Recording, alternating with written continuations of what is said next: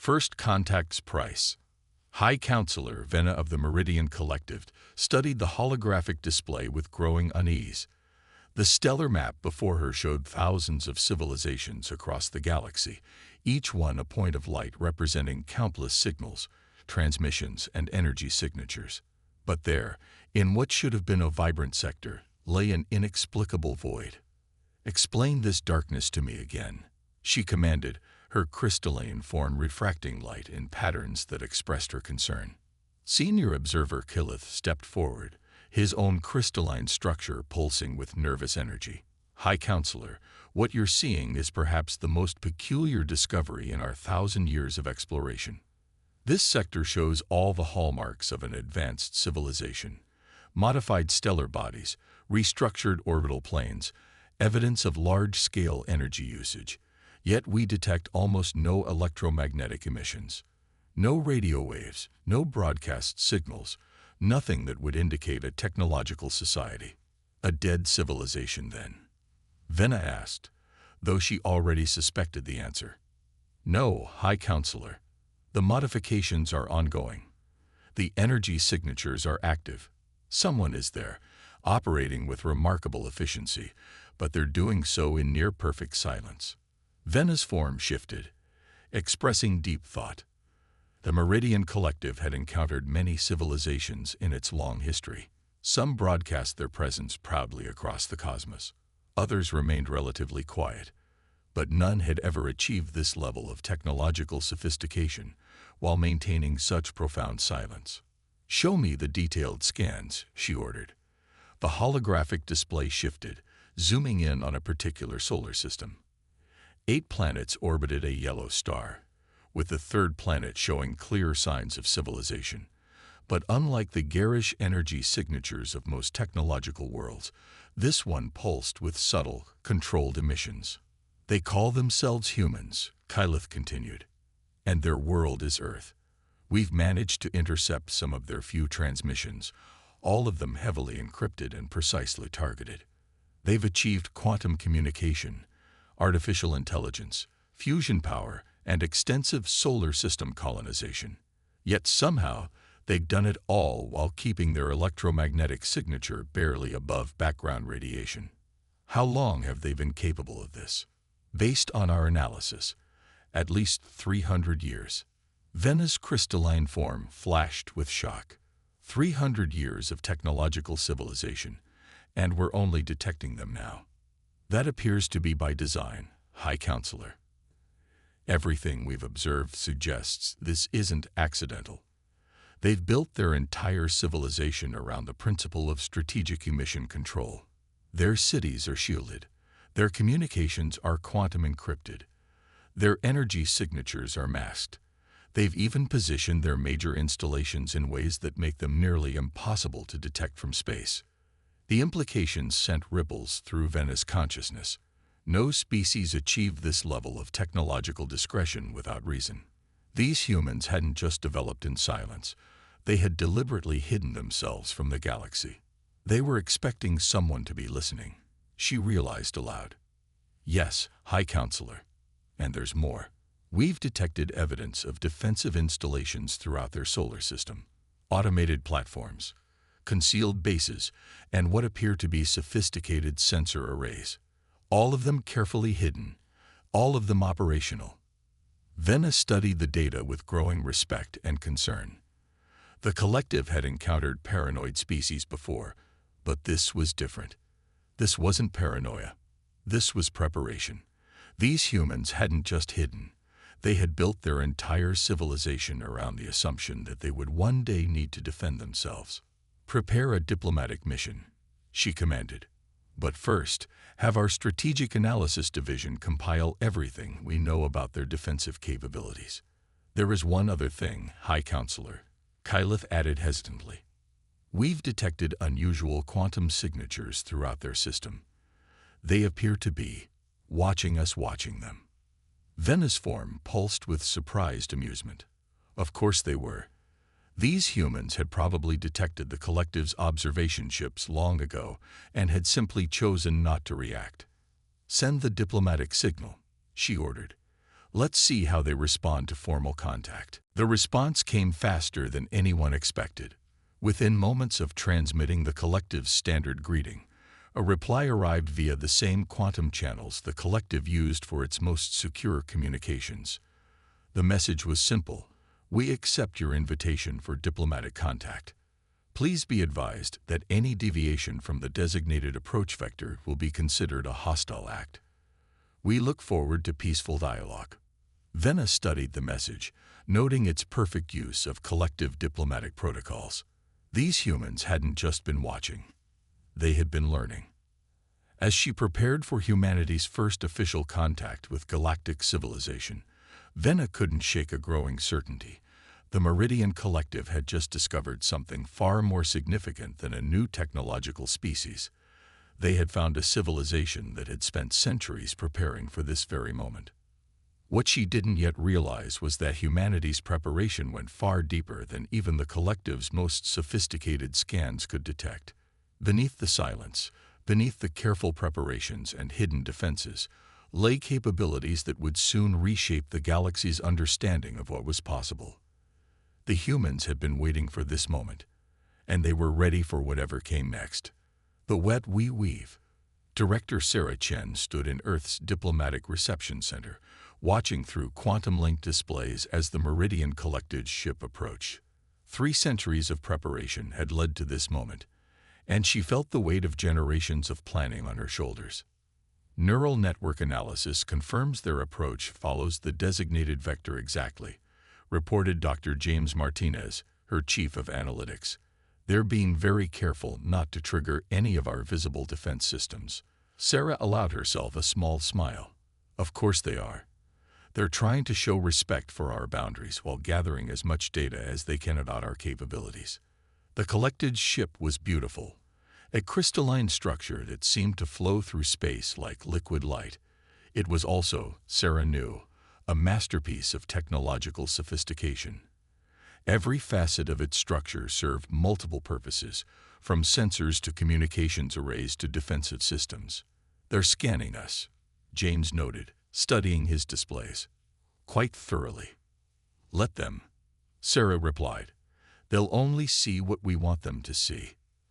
The real story wasn't in what the collective could detect, but in what they couldn't. Humanity had spent centuries developing technologies that operated on principles the collective hadn't yet discovered. While they searched for traditional energy signatures and defense systems, Earth's true protective network remained invisible to their most sophisticated scans. The quantum-entangled defense grid that spanned the solar system wasn't just a military installation. It was a fundamental reimagining of how space itself could be used as both sensor and shield. Each node in the network existed in multiple quantum states simultaneously, making it impossible to detect or disable through conventional means. As the collected ship approached the designated landing zone, Sarah received a neural upload from Earth's distributed AI network. The alien scans had revealed more about their own technology than they had learned about humanity's defenses. "They're uncertain," she observed. "Their scan patterns show increasing complexity. They know they're missing something, but they can't figure out what." "Should we give them a glimpse?" James asked. "Just enough to make them question their assumptions." Sarah considered the suggestion. The collective needed to understand that humanity wasn't just another emerging civilization. The subtle approach had served its purpose in getting them here, but now it was time for a carefully calculated revelation. "Activate Protocol Ripple," she commanded. Throughout the solar system, carefully hidden quantum nodes shifted phase for just a fraction of a second. To the collective sensors, it would appear as if reality itself had flickered, revealing layers of technology that defied their understanding of what was possible. On the approaching ship, High Counselor Vena felt her crystalline form vibrate with shock as her sensors registered the brief distortion. For a moment, she had glimpsed something that shouldn't exist, a vast web of interconnected points that seemed to exist in multiple spaces simultaneously. "Impossible," her chief scientist whispered, his crystalline structure pulsing with agitation. "Their entire system It's quantum-linked on a scale we thought couldn't be achieved. Vena understood the implications immediately. The collective had prided itself on its mastery of quantum mechanics, but these humans had taken the technology in directions her people had never imagined. The defensive capabilities they had detected earlier weren't just isolated installations. They were small components of something far more sophisticated. Back in the reception center, Sarah watched the collective's reactions through the quantum network. Their ship's energy patterns revealed their surprise and, more importantly, their growing realization that they had significantly underestimated humanity's technological advancement. "They're adapting their approach," James reported, reconfiguring their sensors, trying to understand what they just saw. "Good," Sarah replied. "Let them try. Everything they learn about us will tell them the same thing. Humanity isn't just ready for contact with galactic civilization. We've been preparing for it in ways they never imagined." As the collected ship made its final approach, Sarah thought about the centuries of careful planning that had led to this moment. Humanity had chosen to develop in silence, not out of fear, but out of strategic necessity. They had used their isolation to develop technologies and defensive systems that operated on principles no other civilization had yet discovered. The quantum web was just the beginning. In laboratories and research centers throughout the solar system, humanity had developed capabilities that would reshape the collective's understanding of what was possible. But revealing those capabilities would be a careful dance, each revelation precisely timed to achieve maximum effect. "They're requesting final landing clearance," James announced. Sarah nodded. "Granted. And James, activate the quantum resonance fields. Let's show them what happens when humanity decides to truly welcome someone." As the collected ship descended through Earth's atmosphere, the quantum web shifted again, this time creating a cascade of harmonic resonances that complemented the ship's own energy fields. To the amazed collective observers, it appeared as if Earth itself was reaching out to embrace their vessel, guiding it safely to the landing zone with fields of energy that somehow felt both technological and organic. The message was clear. Humanity hadn't just been hiding. They had been evolving, developing in ways that would soon challenge everything the galaxy thought it knew about the limits of possibility. Ghosts in the machine. The first sign that something had changed came when High Counselor Vena noticed subtle discrepancies in her ship's quantum crystalline matrix. The differences were almost imperceptible, tiny fluctuations in the information flow that seemed meaningless in isolation. But Vena hadn't become leader of the Meridian Collective by ignoring details. "Run a full diagnostic on all systems," she ordered, her crystalline form shifting with concern. Her chief technician's response was immediate but puzzling. "All systems report nominal, High Counselor." "What?" "But what?" "The diagnostic itself feels different, as if something is watching us run it." In Earth's neural command center, Dr. Maya Patel watched streams of data flow across her neural interface. The quantum AI systems she had helped develop were doing exactly what they were designed to do, infiltrating the collective's networks not through brute force, but through understanding. "Their technology is fascinating," she commented to her team. "They've built their entire civilization around crystalline computing, using quantum states to process information. But they never considered that those same states could be influenced from the outside." The human approach to artificial intelligence had taken a different path from what the collective and other galactic civilizations had chosen.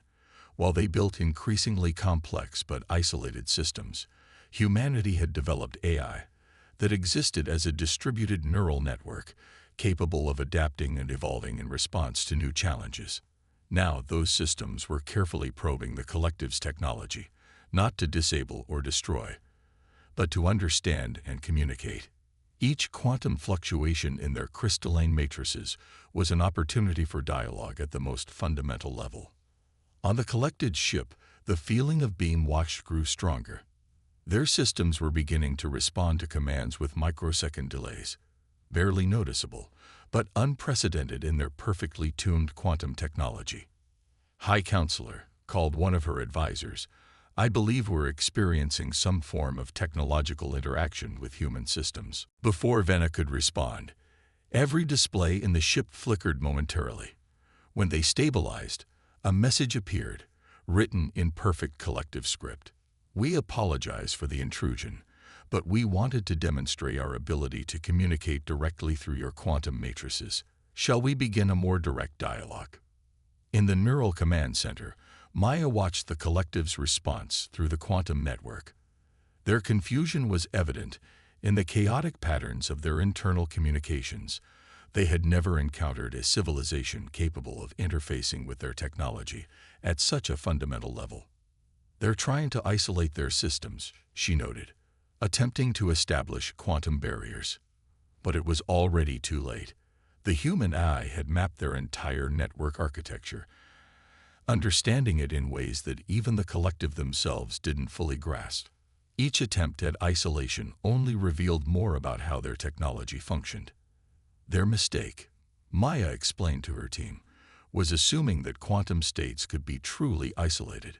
"We learned centuries ago that everything is connected. The trick is understanding how to use those connections." High Counselor Venna watched with growing concern as her ship's defenses proved useless against this invisible infiltration. The humans weren't attacking. They were simply demonstrating that they could reach into the heart of collective technology at will. "How is this possible?" she demanded. "Our systems are the most advanced in known space." The answer came not from her crew, but directly through her neural interface with the ship. "Advanced technology isn't just about complexity, High Counselor. It's about understanding the fundamental nature of reality itself." The voice in her mind was somehow both artificial and deeply human, carrying with it impressions of centuries of scientific development along paths the collective had never explored. "We chose to develop in silence." The voice continued, "not because we feared the galaxy, but because we needed time to understand the true nature of intelligence, consciousness, and reality itself. What you're experiencing isn't an attack. It's an invitation to understand." As if to demonstrate this point, the humans began sharing technical information through the quantum link. Detailed analyses of how collective technology could be improved, made more efficient, more secure. They weren't just showing that they could access collective systems. They were showing how those systems could be enhanced. Maya watched as the collective's internal communications shifted from alarm to cautious fascination. "They're beginning to understand," she told her team. "This isn't about dominance. It's about evolution." The human AI systems continued their careful dance with collective technology, each interaction revealing more about both civilizations. What had started as a demonstration of capability was becoming something else, a bridge between two fundamentally different approaches to understanding the universe. Perhaps, High Counselor Venna mused, her crystalline form pulsing with new patterns of thought. "We have as much to learn from these humans as they once feared they had to learn from us." The quantum networks hummed with potential as two civilizations began a dialogue that would reshape their understanding of what was possible. Humanity had revealed one of its most carefully guarded secrets, not with threat or force, but with an invitation to grow beyond current limitations. The adaptive edge. The observation chamber in Earth's Advanced Technologies Division buzzed with activity as Dr. Kai Anderson studied the holographic display of collective technology floating before him. His augmented consciousness interfaced directly with the analysis systems, processing centuries of human theoretical work alongside the practical examples now available from the collective ships.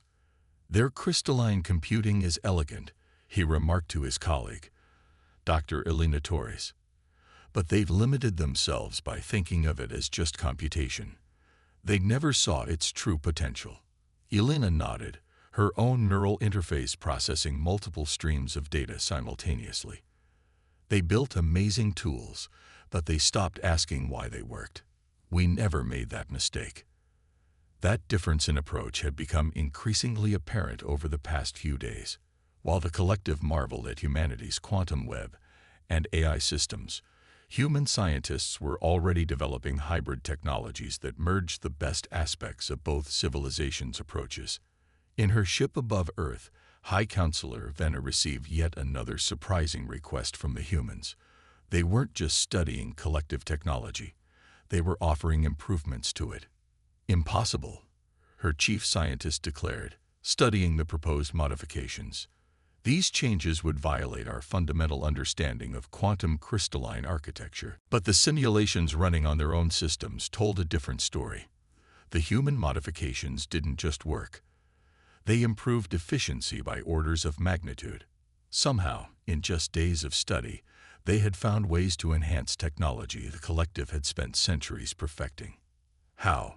Vena asked during her next communication with Earth's leaders. How have you advanced so quickly? Director Chen's response was characteristically direct. We never stopped questioning our assumptions. Every time we thought we understood something, we asked what else might be possible. Your civilization built incredible technologies, but you became comfortable with them. We never let ourselves become comfortable. In the Advanced Technologies Division, Kai and his team were demonstrating this principle in real time. They had already developed prototypes that combined human quantum engineering with collective crystalline architecture, creating hybrid systems that outperformed anything either civilization had developed independently. Look at this, Alina called out, highlighting a particular data stream. Their crystalline matrices can be reconfigured to support our neural interface protocols. We could create direct human crystal communication systems. Kai's augmented consciousness expanded to analyze the possibility. Not just communication, he realized. We could develop entire new forms of hybrid intelligence.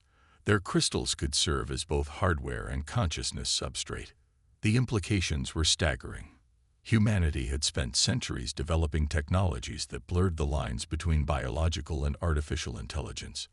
Now, with access to collective technology, they could take those developments in entirely new directions. But it wasn't just about technology. Every advancement, every new hybrid system, revealed more about the fundamental differences between human and collective approaches to civilization itself. They built hierarchies, Alina observed, studying the collective's organizational protocols. Rigid structures of authority and control. We built networks, flexible, adaptable, resilient. Those differences became even more apparent when the collective attempted to understand human society. They found no central authority to negotiate with, no single point of control. Instead, they encountered a complex web of interconnected systems and organizations, each operating with significant autonomy while maintaining perfect coordination through the quantum network. Your civilization, Vena noted during one discussion, it's like your technology. Distributed, adaptive, constantly evolving. How do you maintain cohesion without central control? By understanding that strength comes from diversity, Director Chen explained. Every human perspective, every different approach to a problem, adds to our collective capability. We don't need central control because we've learned to thrive on controlled chaos. This philosophy was reflected in every aspect of human development. Their cities weren't just population centers, but living laboratories of cultural and technological evolution.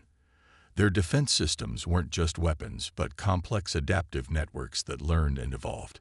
Even their economy operated on principles of emergent order rather than central planning. In the Advanced Technologies Division, Kai and Alina were putting the finishing touches on their latest hybrid prototype. The device combined human quantum engineering, collective crystalline architecture, and entirely new principles that had emerged from the synthesis of both approaches. Ready for the first test? Alina asked, her neural interface humming with anticipation. Kai nodded, initiating the startup sequence. The hybrid device came to life, its crystalline structure pulsing with quantum energy in patterns never before seen in either human or collective technology. Through her ship's sensors, Vena watched the test with growing amazement. The humans hadn't just understood collective technology. They had transcended it, finding possibilities that her civilization had never imagined. Perhaps, she thought, her crystalline form resonating with new understanding. This is why they chose to develop in silence. They needed space to become something entirely new. The test results streamed through Earth's quantum network, confirming what humanity had suspected. The future would belong not to either civilization alone, but to the unprecedented possibilities that emerged from their interaction. The humans had spent centuries preparing not just to meet alien civilization, but to help it evolve into something greater. Tomorrow's tide. The grand chamber of the collective's Council of Worlds shimmered with the crystalline forms of representatives from 1,000 star systems. For the first time in its history, the chamber also hosted a human delegation. Director Sarah Chen stood calmly at the center, her neural interfaces quietly processing the quantum streams of data flowing through the room. High Counselor Venna addressed the assembly, her form pulsing with complex emotions. In the past month, our understanding of the galaxy has been fundamentally challenged. The humans have demonstrated capabilities that defy our previous conceptions of what was possible. The chamber resonated with murmurs of agreement and concern. The news of humanity's technological achievements had spread rapidly through collective space, causing ripples of uncertainty throughout their carefully ordered civilization. But more importantly, Venna continued, they have shown us something we had forgotten. The power of endless questioning, of refusing to accept limitations, of seeing possibilities where we saw only walls. Sarah stepped forward, activating a holographic display that filled the chamber. It showed the hybrid technologies the human scientists had developed, combining collective crystalline computing with human quantum engineering. But this was just the prelude.